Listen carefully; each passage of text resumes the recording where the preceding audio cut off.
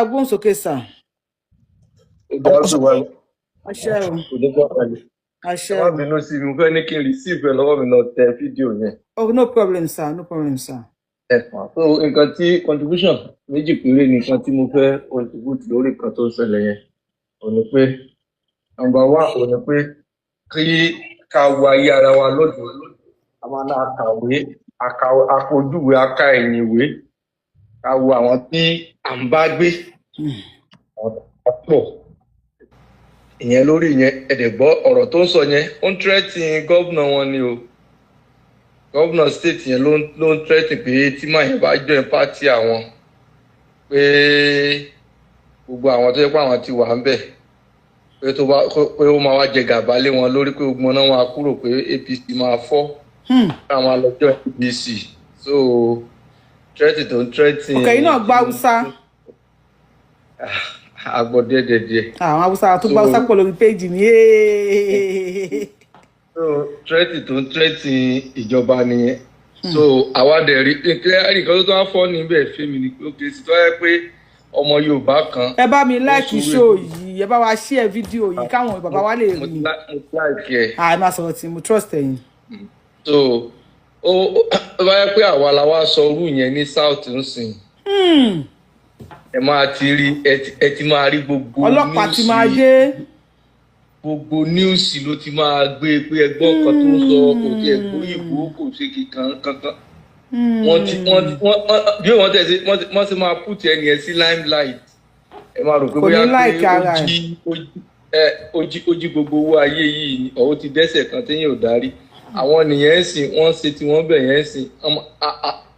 Àwọn journalist wọ́n máa lùkèwé rẹ pé wọn ò rí ni pé wọn ò rí kankan tó tẹ̀lẹ̀ so lórí ìyẹn nìyẹn then tàbá dẹ̀ expect lórí conclusion lélẹ̀ tàbá expect pé Tinubu ó máa gba Yorùbá nation fún wa kò lè possible but àdúrà kan tí mo fẹ́ ká máa ṣe ni pé sẹ́gbọ́n ṣe ń jà wọ́n ṣe ń hit everything yìí kí bàbá wa èṣù ọ̀dà kó bá wa kó sínú òkú bẹ́ẹ̀ ni kó bá wa kó sínú ẹ̀ kínú ẹ̀ náà le kó náà lóhùn ò ní gbà. olóhùn náà ló. ọmọ Yorùbá ṣe é fẹ́ bẹ́ẹ̀ ṣé kó máa lọ bẹ́ẹ̀. go ahead. yóò lè tì í jẹ́ pọnà lè fi ṣe bí wọ́n ṣe rí wọ́n ti wà yẹn wọ́n ti sign wọ́n ti play allege fún wọ́n ti play allege fún Nàìjíríà wọ́n ti play allege fún London wọ́n ti play allege fún US so àwọn ìlú yẹn dẹ̀ rèé wọn ò lè gbóná wojú wọn bọ̀ tó bá tí wá di pé gbogbo ẹ̀ dàrú àwa la máa bọ́ síta pé a ṣe mọ́ so kí gbogbo nǹkan sáà máa yí tiẹ̀ kán máa yí tiẹ̀ kó di kán ṣe ẹlẹ́tàn kán láwọn ò gba rìsọ́ọ̀tì yẹn tó kán ní wọn ò gba rìsọ́ọ̀tì yẹn kẹ́fìrìtì kókó fọ́ so àdúrà tèmi ń gbà nìyẹn so àdúrà táwọn máa gbà nìyẹn because a bá ní pé Tinubu ò lè ṣe torí nǹkan tí wọ́n ti tọwọ́ bọ̀ property family wọn ẹ mọ̀mọ́ nǹkan tó ṣẹlẹ̀ sí Buhari mẹ́wàá ṣẹlẹ̀ sí Buhari ń bẹ̀ yẹn. ẹ já wa sí. mẹ́wàá ṣẹlẹ̀ sí Buhari. kí ló ṣẹlẹ̀. ború sí i kí ló fà tó jẹ́ pé Buhari divorce ìyàwó ẹ̀. àwọn kàbá tó wà tó jẹ́ pé wọ́n wà ń bẹ̀ yẹn ni tẹ bá gbogbo owó tí wọ́n ń lòdù síta tó jẹ́ pé Tinubu mo ní Buhari wọ́n máa ní pé nǹkan báyìí $2 náà máa tà fún gọ́ọ̀mẹ̀ntì àwọn yẹn máa ní $26 la máa rà á wọ́n lè gba owó yẹn wọn ò dẹ̀ ra kíní yẹn. ẹ bá gbọ́ gbogbo kò sí pé bóyá pé Buhari náà ò fẹ́ sí dáadáa kò fẹ́ rí àwọn tí wọ́n wà ní kí lórúkọ wọn yẹn wọn ò fẹ́ kí ó kì í sin for instance sin nǹkan tó ń ṣe newspaper ọ̀tọ̀ náà wọ́n á print ní Buhari ó láì kó máa ka paper gan wọ́n máa print nǹkan ọ̀tọ̀ fún Buhari nǹkan ọ̀tọ̀ ní bóyá pa newspaper àwọn yìí this day whatever wọ́n máa kó wá fún Buhari wọ́n dìdí lọ sanwó fún company kó máa print ọ̀tọ̀ fún president ni kò ṣe èyí tó ń káńtà ọ̀tọ̀ yìí tí president ń ká ọ̀tọ̀.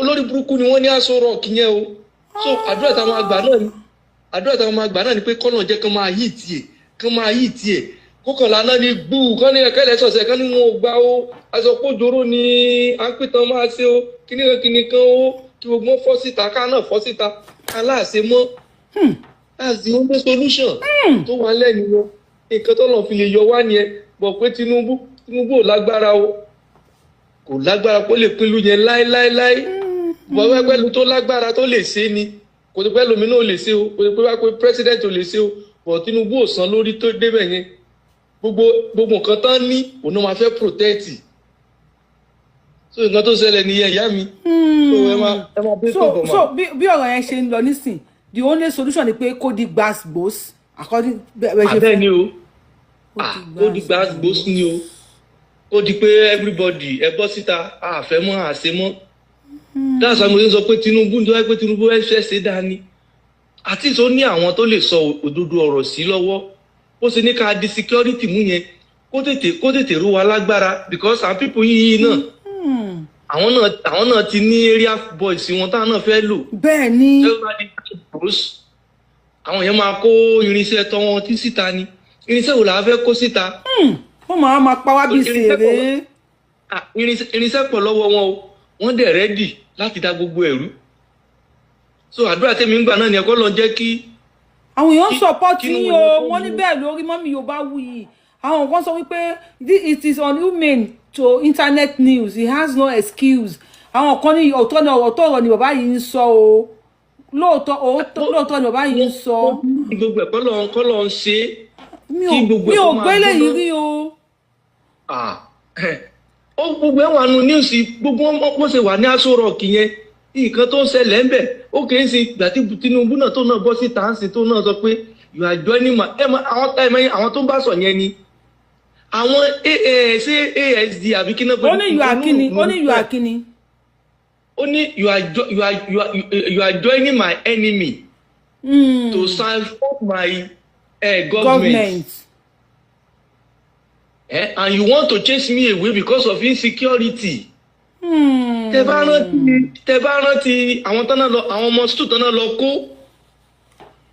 lọ kó tọ́ni pé tọ́nà pè látàbújá pé kán kúrò ní tọ́nà pè látàbújá pé kán kúrò ní kankan amílítì kúrò ní skul yẹn tọ́nà fi kidnap àwọn ọmọ yẹn gbàtà pé Musa tọ́nà máa fẹ́ ṣàtà mọ̀ pé gbogbo àwọn tó wà ní àwọn èmi ni mínísítà kí lorúkọ ọ̀gbẹ́ni tí wọ́n yọ yìí gbogbo àwọn tó ń ṣe gbogbo àwọn sẹ́yìn nìyẹn tẹ́ bá gbọ́ pé wọ́n ní pé wọ́n kàn déédéé gbọ́ kọ̀ gbogbo àwọn tó wà ní Aso Rock náà ní pé ká kúrò ńbẹ̀ ká kidnap àwọn ọmọ yẹn ká fi lè máa fi tírẹ́tì ìjọba ẹ̀ ká lè máa ní wókè ó ní ẹni pé òun ò ṣe dáadáa ẹ̀yin fi insecurity ẹ̀ fi ń ba ìjọba òun jẹ́ ṣebí dínà ló ti sọ̀rọ̀ yẹn pé I'm a stubborn politician. bẹ́ẹ̀ni èmi náà pé Tinubu ó ń lùkọ ewé pé iye èèyàn tó bá wùn yín kẹ́ ẹ pa kò sí nǹkan tó kàn òun tádìkàdé wọn ń pa. ó mọ̀ pé àwọn fúnra wọn ló ń ṣe. ó mọ̀ náà ní kò fẹ́ sọ̀rẹ́ńdà. kó náà wá gẹ́ kó kọ́ máa tó fún wa. bókè tó dàtẹ̀ káwa náà lè gbáradì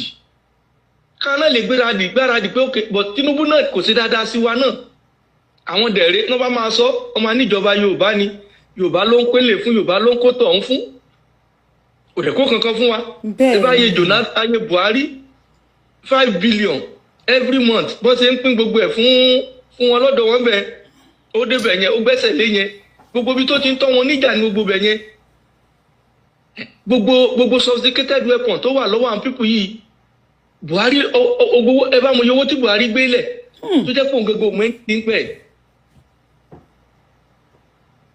tó fi ra gbogbo irinṣẹ́ fún wọn so Ọlọ́run kó ṣàánú wa bá a ṣe ń gbà ládùúrà yẹn náà ni kó lọ́ọ́ gbà fún wa kó Ọlọ́run tó mọ́jú ọjọ́ òní tó tún padé báyìí kó make sure pé kó yà wá ya Nàìjíríà ó yà wá ya Nàìjíríà. àbí ọ̀rọ̀ tẹ́ ẹ̀ sọ sí jẹ́ ẹ̀ ń tà sọ fún wa pé at least ilẹ̀ Yorùbá tó bá tiẹ̀ ń para wọn náà tí tó ń kọ́ àwọn ọmọ ara wọn kí ilẹ̀ Yorùbá kó ti bá wa fẹ́ǹsì ilẹ̀ Yorùbá àti gbogbo àwọn èèyàn wa ti rú wọn lágbára kí nǹkan ti wà nílẹ̀ Yorùbá tó máa kórí burúkú wá kọ́ borí búlẹ̀. bí àwọn ti gbọ́ pé orú Ìgbòho sí ó ti ró Ìgbòho lágbára ó ti ró àwọn bíi some people náà ó ti ró wọn lágbára tó bá ti mọ̀ pé àbí so tó bá wá máa send signal sí àwọn èèyàn wọn ò ní lè send signal because wọ́n ti máa mọ̀ pé wèrè ti wà nílẹ̀ so wọ́n ti mọ̀ pé àwọn ilé yìí náà wọ́n máa pa àwọn lọ́mọ ni so wọ́n máa lè máa ṣe wèrè wọn lọ́dọ̀ ara wọn because wàhálà máa ṣẹlẹ̀ according to gbogbo bẹ́ẹ̀ wàhálà máa ṣẹlẹ̀ so bí wàhálà bá máa ṣẹlẹ̀ kó máa dún gbàgbós so that káwọn tètè lọ sí Niger Bridge ká tètè fọ́ dànù. tọ́ba dẹ̀ ti fọ́ yẹn dànù àti disconnect wọn níbẹ̀ yẹn nìyẹn ojú ọ̀nà ló kù gbọ́dọ̀ ojú ọ̀nà ẹlẹ́sẹ̀ ló kù because àti defend the border very easy tọ́ba ti já Niger Bridge yẹn dànù tọ́ba ti já dànù àti bọ́ lọ́wọ́ wọn nìyẹn. wọ́n dẹ̀ sì wà láàrin wa ò ṣe kó wà láàrin wa gbogbo ìjà wa náà ti wà. àwọn tó wà láàrin wa yẹn náà ni mo sọ pé tó bá ti di gba gòsù lókè yẹn tó dẹ̀ ti mọ̀ pé táwọn náà bá ṣe dá because bá wọn jà lókè tó wáyé pà ń bá wọn jà ń bẹ̀ yẹn sìn wọ́n lè sọ pé káwọn tọ̀dọ̀ wọn retaliate but táwọn bá ti bá wọn jà wọ́n dẹ̀ ti mọ̀ pé àwa náà ti láwọn eruku lọ́wọ́ so wọ́n máa keep calm sí àdúgbò wọn ni bẹ́ẹ̀ náà làwọn náà máa pariwo pé àṣemọ́ o. I wish this video go viral. Kí Tinubu bá wa rí fídíò ẹ bá wa share fídíò yẹ bá wa like ẹ bá wa comment. ariwo àtẹmọ́ tó bá ti sọ pé wọn ò gbẹ lẹ́sàn yẹn báyìí àtẹmọ́ òun láriwo ta fẹ́ máa pa ká dẹ̀ bọ́ síta ká pariwo àṣemọ́ o àṣemọ́ so kólúkálukú máa lọ ń lọ ẹ̀ àjọra wa so tó má dẹ̀ ti ń dàrú lọ́dọ̀ wọn ká ti lọ fọ́ bíríìjì ká ti nǹkan tó so wápọ̀ ká fọ́ ká ti kó àwọn eruku because gbogbo àwọn nǹkan tó kó pamọ́ èròjà wọn lọ́wọ́ yẹn kán má àwọn yẹn ló lágbára kán má lè kó àwọn yẹn wọlé ká lè ti máa múra wa lẹ́nu ẹnu bọ́dà ká sì máa fa owó ara wa ń bẹ̀ yẹn àwọn tó wà nínú ilé máa jókòó jẹ́ aláwọn ọlọ́pàá ní gbogbo ẹ̀ so àwa bí àwọn eruku kọ̀ọ̀kan àwọn náà máa lọ mọ́ọ̀tì bọ́dà kán má lè kó orí burúkú wọn kán má lè kó wá bá wa. So gbogbo nǹkan tó yẹ kí gbogbo ìmúra yẹ ká máa múra nìyẹn torí according to Àtíkù nǹkan tó sọ last chance ẹ lélẹ̀ so tí ò bá dẹ̀ ti last chance yìí tí ò bá dẹ̀ ti work out wọ́n dẹ̀ ti ní pé one term ní bàbá àmọ́ bóyá àwọn ni wọ́n ń kọ́ ni bóyá àwa là ń kọ́ fún wọn ni wọ́n ti ní one term ní sọ pé wọn ò dẹ̀ nígbà tó bá ti announce election wọ́n ti ní pé títà rẹ̀ ló sọ yẹn so ṣebí ìlú kan tán la wà náà nìyẹn tí gbogbo yẹn náà kọ́ lé ká máa rò ẹ fi yẹn jẹ́ INEC chairman ẹlẹ́ẹ̀lẹ́ gba election ẹ̀ lè gba result ẹ̀ kó bá sọ. so kí wá ní. ìgbà tí Buhari wọ́n gba result ìgbà táwọn tó family wọn tó kù wọ́n gba result tàsíkò Tinubu sẹ́nu ọ̀nà gba result ká máa dáhùn lọ́wọ́ àwọn pípò yìí ẹ jẹ́ ká Tinubu ẹ jẹ́ ká tó ń ká kú máa lọ́ọ̀lẹ̀ ọ̀rọ̀ ẹ̀yìn àgbàgbà Yorùbá náà bá wa kó sí inú Tinubu náà bá wa kó sí inú. ibi problem wa wà gangan nìyẹn káwọn àgbààgbà yìí kàn jọ kàn parapọ̀ kàn sọ̀rọ̀ síta wọ́n sọ ilé no reply from them wọ́n sọ tán no reply from them wọ́n wà lẹ́yìn Tinubu bí wọ́n sí lẹ́yìn Tinubu kò sẹ́ni tó mọ̀ olúkálukú kàn dá dúró sáyé ara ẹ̀. ṣe ẹ̀wọ̀n pé lẹ́yìn eléyìí nísìn how old ni Àtíkù náà because lẹ́yìn eléyìí nísìn kó tó máa fi di. 70 ní báyìí ó máa bóyá ó ti pé 80 bóyá ó máa pé 80. tó máa fi di 70 tó bá ti máa di 20 31 kò ní lè lọ mọ́. kò ní lè lọ mọ́ so ibi kan bọ̀tẹ̀ nǹkan tó sọ náà nìyẹn ó ti máa kó bí i 85 or bí 84 ṣá so kò ní lè lọ mọ́ ó dáta ó sọ pé final ilé yìí ó ló sọ ní àdẹ̀lẹ̀ sọ ó tún tààrẹ bá lè ń gbà náà lè but àdúrà tá a tẹ̀ ń gbà ní pé kán tiẹ̀ dàgbà. wọ́n ní 79 l'Àtíkù so by 2031 ó máa jẹ́ ọmọ 85 years kò ní lè control kò ní lè contest mọ́ ó ní kọ́ máa sọnù tíkẹ́ẹ̀tì sí south kí là ṣe Àtíkù ẹ̀yin dẹ̀ ti lò bí 47 years níbẹ̀. no àní àwọn bàbá wa náà fẹ́ jà fún wa kí ó kàn jẹ́ ká mọ nǹkan tó fẹ́ ṣẹlẹ̀ ní àwọn bàbá wa ló fẹ́ jà fún wa àdúrà tèmi ń gbà náà nìkan di kínú wọn yẹn bó ṣe lè yẹn náà ni kó le. kọ́lọ̀ bá wa ṣe Tinubu lọ́kàn lé kó sí àwọn bàbá náà lọ́kàn lé kó wá sí àwọn Fúlàní náà lọ́kàn lé kọ́kọ́ yín jọ lé kẹjọ ṣe wèrè fúnra yín Tinubu ọmọ bíbọ̀ ọ̀kan làábí. kó lè fàbújá lẹ̀ fún wọn tó bá ti ànáàsì fún un ló wọlé kó wá sí bọ́dí náà kó wà lẹ́kọ̀ọ́ ń bẹ̀ yẹn kò sí nǹkan tó fẹ́ ṣe ń bẹ̀ ọ̀ tó bá wà lábújá yẹn ibẹ̀ yẹn léwu torí tá a bá ti fọ́ bíríìjì wọ́n ní wọ́n ti lè gbé president sẹ́wọ̀n pé ó ti tún dàbí ọgbọ́n sí i tó fẹ́ replace ó fẹ́ frustrate Ribadu fún fúnra rẹ̀ kó kúrò ní lọ́fíìsì yẹn sí kò tí replace Ribadu kan. Oyin kan tó ṣe yẹn ó fẹ́ frustrate so that kó fi ó ní homeland adviser ní kí lórúkọ tó tẹ̀ tó yàn. So orú yẹn sì nǹkan tó máa ó fẹ́ ní lára ni because Ribadu àti bọ̀bọ̀ minister of state yẹn àwọn méjèèjì mẹ́ta ni wọ́n ó ti nìkan lára tí Musa gbaṣẹ́ lọ́wọ́ ẹ̀ ó ti nìyẹn lára yẹn ti lọ wọ́n fi gbé fún Musa. àwọn ni wọ́n resign fún àwọn méjì ló tún resign lánàá. Wo ọ̀rọ̀ wọn ò resign fúnra wọn ni bó ṣe tó mú homeland defence adviser yìí wọ́n sì ó fẹ́ fi challenge Ribadu ni because gbogbo bọ́n ṣe kidnap yàn pípù yìí ọwọ́ wọn wà nù ẹ̀. bẹ́ẹ̀ ni. so ó fi ni wọ́n lára ni kán lè kúrò nínú system ẹ̀ ni but I need more than that so that kó ni wọ́n lára dáadáa kí gbogbo ẹ̀ di gbù kó explode. so nǹkan ìgbésẹ̀ tó ń gbé nìyẹn but àwọn yẹn náà wọ́n lè wá ní sùúrù kọ́lọ́ má fún wọn ní sùúrù ni wọ́n lè wá ní sùúrù kan lọ dóde wá 2031 ibi tí problem wà gangan another problem kan náà tó tí nìyẹn wọ́n bá tún padà wá síbẹ̀ ní 2031 báyìí. orí ibùdó kó ní ká kú sá lọ ni wàhálà tí Fúlàní máa fi lè débẹ̀ kí gbogbo Nigerians kẹ́gbọ̀n sá lọ ni orí ibù ti wọlé ẹnì kan sọ wípé during a major conflict you can only move heavy weapons / equipment with ships or railway. We Yoruba have the coastline in Lagos especially, and Buhari built a railway for the north. He knows why.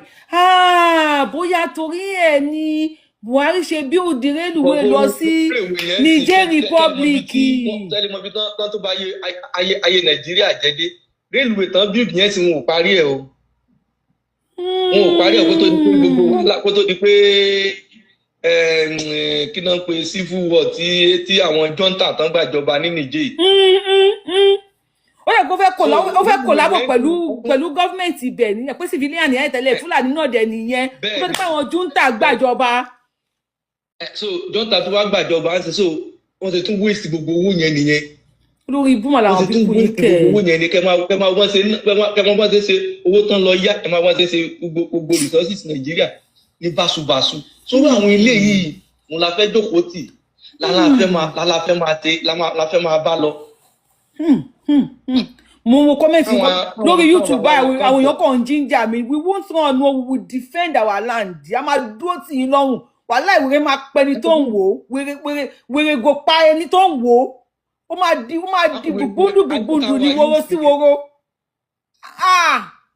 Gbogbo wèrè lájú wo wèrè Tinubu bàbá Ládọjà ní kọ́ni Ládọjà mi bíi Ládọjà wọ́n ní ẹ má dákẹ́ àwọn èèyàn pariwo Ládọjà ní comment section bàbá Ládọjà wọ́n ní ẹ má dákẹ́ bàbá wa Ọọ̀ni Aláàfin ẹ má dákẹ́ ẹ má káwọn Fúlàní dà yín pọ̀. Kan gbégbèsè. Olúgbọ́n ọmọ Bàyámù Olúgbọ́n àgbẹ̀ ọmọ Bàyámù àwọn èèyàn ń dárúkọ yín ní kíkan everybody ń pè yẹn ọmọ Yorùbá àgbàgbà wa nílẹ̀ Yorùbá. Nǹkan tó ń bọ̀ agbára Tinubu agbára Tinubu nìkan ò lè ká bá wa support Tinubu. Bàbá tètè múra lẹ̀ bọ̀dá bá múra lẹ̀ agbára wa ò ní ká o. Wọ́n máa pa wá bí ẹran o lórí ibú làwọn kò lọ sí gọ́ọ̀mù o. Southwest náà nìkan ni àwọn tí Yíbo máa defend tara wọn. Àwọn ní irinṣẹ́ àtẹnujẹ tàwọn ní irinṣẹ́ burúkú lọ́wọ́ o. Ogúndé o. Ọ̀dọ̀ wa dẹ̀ ní àwa nìkan náà rí pé ọ̀lẹ ni wá kọ́lọ̀ ń ru wa lágbára. Kọ́lọ̀ ń ru wa lágbára so tọ́lọ̀ bá ti ru wa lágbára lásìkò tá a bá ti mọ nǹkan tá a máa ṣe àwa la máa borí. Tó bá ti jẹ́ ká mọ̀ nǹkan tá a máa ṣe. Gbogbo property wọn máa di tẹni ẹlẹ́ni ni o.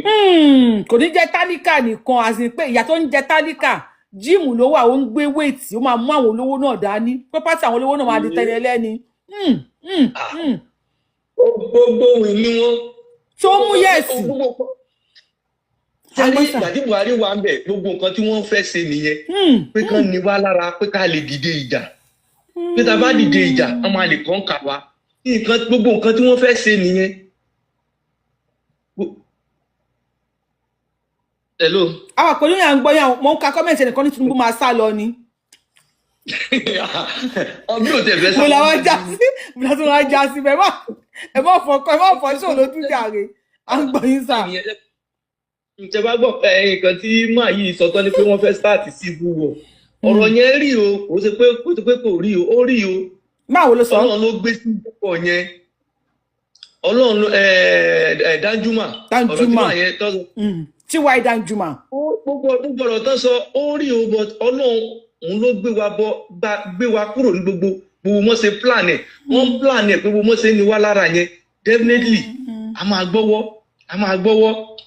gbọ́wọ́ òun náà ṣe ó kéé sí ẹ bá gbogbo period kí ló tán fi ń bírèkì jẹ́ kí ló tán àgbà tí Buhari Tinubu ẹni tí wọ́n bírèkì jẹ́ ẹyọ kan ni. wọ́n bí wọn kú máa fọ́ ẹpọn wọn ni Tinubu ò gbọ́ náà etí Tinubu ti di wọ́n ti gé tí ẹ lọ. wọ́n fún pípù yẹn ní hand wọ́n lè jẹ́ kán ní irinṣẹ́ lọ́wọ́ sophisticated one wọ́n jẹ́ kán ní lọ́wọ́ pé kéèta bá fi lè sọ pé òkè àṣemọ́ àgbà kìnìkan ó gba àwọn ọmọ oró wọ́n máa tì wọ́n síta ni ọ̀tọ̀ lọ fún wa ní sùúrù yẹn à ń ṣe díẹ̀ gbogbo nǹkan yẹn bóyá gbogbo nǹkan yẹn náà ni Tinubu ti rí gbàtà jáde tá à ń pariwo Yorùbá nation bí àtòrí ẹ̀ náà ni ò jẹ́ kán sọ̀rọ̀ because wọ́n ti mọ̀ pé nǹkan tó ń wà lẹ̀ yìí títàn bá sọ̀rọ̀ agbára wa ò lè ka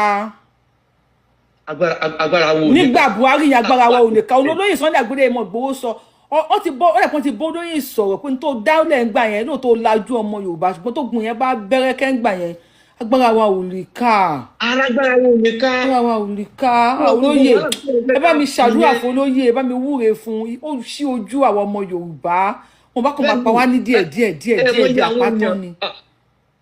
bólóyè gan sọ pé òsè mọ́sí mọ iye àwọn èèyàn tó yẹ pé wọ́n ti wọ expose sí àti mọ̀ pé yes bó ṣe ń lọ ni. nínú àwọn politician àwọn agbọn wọ́n ti mọ̀ pé yes nǹkan tá à ń jà fún nǹkan tá à ń ṣe òótọ́ ni lórí òdodo ni.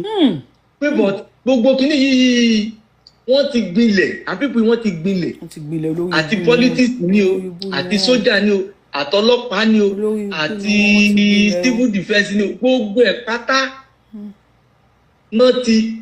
náà ti penetrate so gbogbo eléyìí Tinubu ò lè rí ṣe kò bá ẹsẹ̀ tó báyìí ó fẹ́ lógún ọdún mẹ́jọ tó fẹ́ lò kò lè rí ṣe ju pé kọ́lọ̀ jẹ́ kí wàhálà ṣẹlẹ̀ because nǹkan tó ti gbìn ó ti jìn ó ti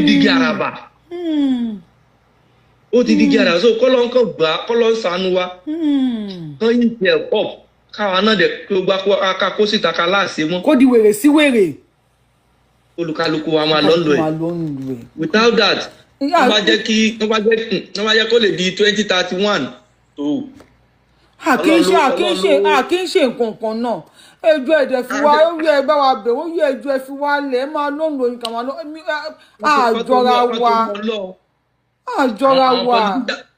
irú àwọn senators náà àwọn náà dẹ̀ lè ṣe wọ́n lè ṣe. God bless olóyè Sunday Igboho. so wọ́n lè ṣe kán dàrú láàrin ara wọn bẹ̀ pé wọ́n ṣe the same thing pé kí ló dé ok constitution yìí a fẹ́ change ẹ̀ fún ara wa tẹ́ẹ̀bá jẹ́ ká change kólukálukú máa lọ nílò ẹ̀ but owó tí gbogbo wọn ń jẹ yẹn gbogbo property tán níyẹn.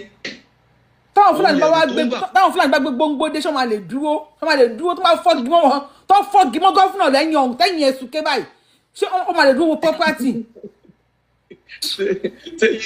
ṣé tó bá tẹ̀ ẹ̀nà yẹn ní gíṣẹ́ yẹn ò tiẹ̀ dá ìbọn nígbà tó bá fi ìbọn ẹ wo ṣebí ẹni tó bá nà ń jó gbà tó bá jó ẹni tó bá fìbọn fọ́ lórí. tó bá fìbọn fọ́ wọn lórí lẹ́ẹ̀kan tó bá fìbọn fọ́ wọn lórí tó bá kú lẹ́ẹ̀kan ṣé kò dáa. ẹ̀rí nǹkan táwọn wèrè yẹn ń ṣe ni àwọn tó bá ti jí gbé ń sìn wọn kọ́ nà 20 years kúrò nínú ọjọ́ orí wọn àlùpàmọ́ òkú máa nà lómi báyìí ọwọ́ máa ti wọ́n tó máa dè wọ́n lókun wọ́n máa ìka kó sí wọn lọ́wọ́ tẹ̀bí tara wọ́n ti ya wèrè àwọn pípù yìí wọ́n ti mú kòlóòsì náà wà o. ẹlòmíì ń bọ́ọ̀lù ẹ̀ títí radarada ẹ̀ gan pa ẹlòmíì. radarada ẹ̀ ń pa ẹlòmíì. bọ̀wọ́ kan tí Jeff tó gbé wá sórí kinní ẹ̀ mo ní nọ́mbà Jeff lọ́wọ́ ni màá ní kó fún mi fídíò yẹn kí n play fáwọn èèyàn kó má mi yẹ bọ̀bọ̀ yẹn ọlápọ̀ níṣẹ́ lára so ìbúwọ́ tó ti yìnbọn fún ìbọn yẹn ò wọlé